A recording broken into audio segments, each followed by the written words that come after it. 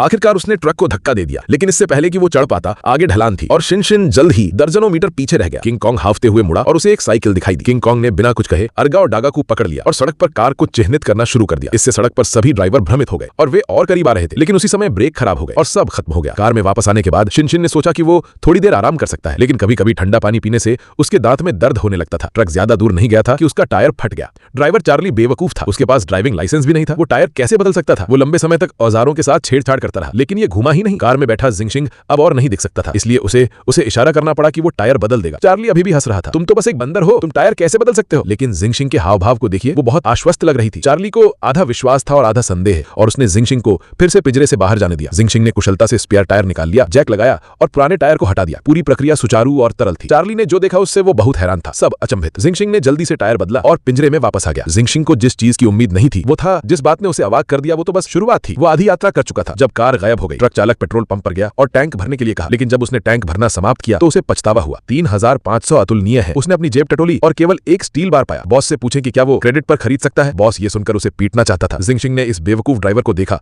और वो पागल हो रहा था। सबसे हताश क्षण में बेवकूफ ड्राइवर ने सड़क के किनारे कलाबाजी का प्रदर्शन देखा और अचानक उसे एक अनोखा विचार आया। उसकी आंखों से जिंगशिंग को कुछ समझ में आ गया और वो मरना चाहता था। इसलिए आदमी और बंदर ने सड़क पर एक दुकान लगा दी। बुरा नहीं था, जल्द ही इसने बड़ी संख्या में लोगों को आकर्षित किया। जल्द ही बेवकूफ ड्राइवर ने बहुत पैसा कमाया। उसने न केवल पेट्रोल का भुगतान किया, बल्कि उसने बहुत सारा अतिरिक्त पैसा भी कमाया। रास्ते में बेवकूफ ड्राइवर या तो उसे कार को धक्का लगाने के लिए कहता, या टायर बदलवाता, या उसे पेट्रोल के पैसे कमाने के लिए कलाबाजी करने के लिए कहता। वो इतना गुस्से में था कि उसने मानव भाषा बोलना शुरू कर दिया। क्या ऐसा है? हाँ, ये सितारा वास्तव में एक व्यक्ति और एक अरबपति है। कर्ज से बचने के लिए उसने अपनी पत्नी से खुद को एक स्टार के रूप में तैयार करने के बारे में चर्चा की और देश से बाहर निकलने के लिए और एक मृतक बनने के लिए तैयार हो गया। लेकिन उसने उम्मीद नहीं की थी कि जिस ड्राइवर से वो मिला वो एक झटका था। रास्ते में उसे बहुत परेशानी हुई और यहाँ तक कि उसकी कार चोरी भी हो गई। बेवकूफ ड्राइवर को पता भी नहीं चला। जब उसे इसका एहसास हुआ तो कार पहले ही भगा दी गई थी। ड्राइवर ने पूरे रास्ते कार का पीछा किया और आखिरकार कार एक सर्कस के यार्ड में मिल गई। कार की चाबियां वापस पाने के लिए बेवकूफ ड्राइवर सर्कस में घुस गया। यहाँ उसकी मुलाकात शियामी से हुई, जिसे उसके बॉस ने कई सालों से परफॉर्म करने के लिए मजबूर किया था। शियामी लंबे समय से अपने बॉस से असंतुष्ट थी। ड्राइवर की स्थिति जानने के बाद उसने बिना कुछ कहे ड्राइवर को चाबी चुराने में मदद की, लेकिन सर्कस से भागते समय